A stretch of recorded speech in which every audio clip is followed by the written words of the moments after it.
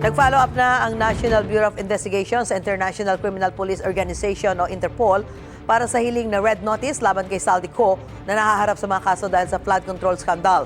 Ayon naman sa Department of the Interior and Local Government, tukoy na nila ang eksaktong lokasyon ni Ko na nasa Portugal umano.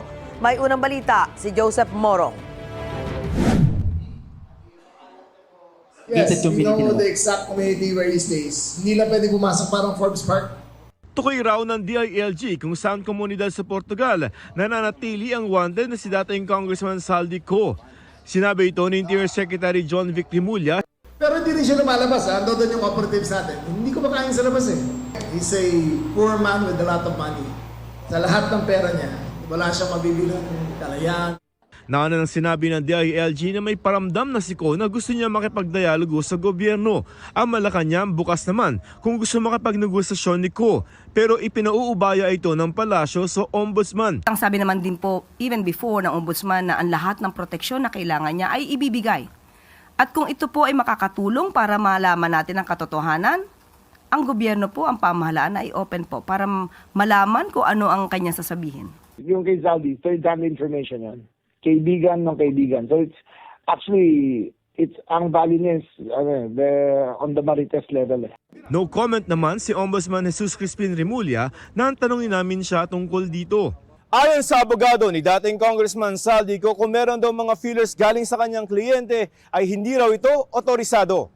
Sabi ni Atty. Ruy Rondain sa pagkakaalam niya siya lamang ang otorisado magsalita para kay Ko at wala pa siyang anumang ipinarating na ganito.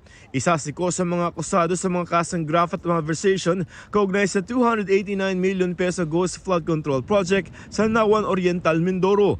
Bukod sa mga kaso sa Sandigan Bayan, may reklamo ring plunder sa DOJ na inihain ng NBI laban kay Ko. Umuusa din sa DOJ ang mga reklamo laban kina Senador Jinggoy Estrada at Senador Joel Villanueva kaugnay sa anomalya sa flood control projects. Ayon sa DOJ, ipatatawag na nila si Estrada na inaasahang maghahain ng kanyang counter affidavit.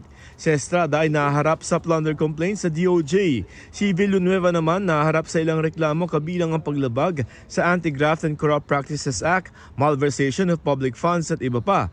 Nakapaghain na siya ng counter affidavit sa ibang complaint at humingi naman ng extension hanggang January 26 sa isa pa. Ayon sa DOJ, sa 14 na reklamong hawak nila, may 3 malapit ng isang pa sa korte. We have 3 more cases ngayon na ghost projects din which we are expecting to be filed. I'm hoping that it will be finished within the week. No? I'm expecting it to be on my table by the end of the week. And then by next week, there will be filings as against officials of the DPWH in the 1st District of Bulacan. Ayon sa Director General ng Bureau of Corrections, inihanda na nila ang posibleng kulungan ng mga masisintensyahan sa flood control cases. Ang kulungan na tinutukoy niya ang tinawag na Supermax o High Security Prison sa Occidental Mindoro. Ongoing kasi yung Mindoro kasi designated na Supermax. So doon nilalagay lahat yung mga serious heinous crime offenders. First this quarter, matatapos na just in case na kailanganin na maglagay ng facility para doon sa mga involved sa flood control. Ito ang unang balita, Joseph Morong para sa GMA Integrated News. Gusto mo bang mauna sa mga balita? Mag-subscribe na sa GMA Integrated News sa YouTube at tumutok sa unang balita.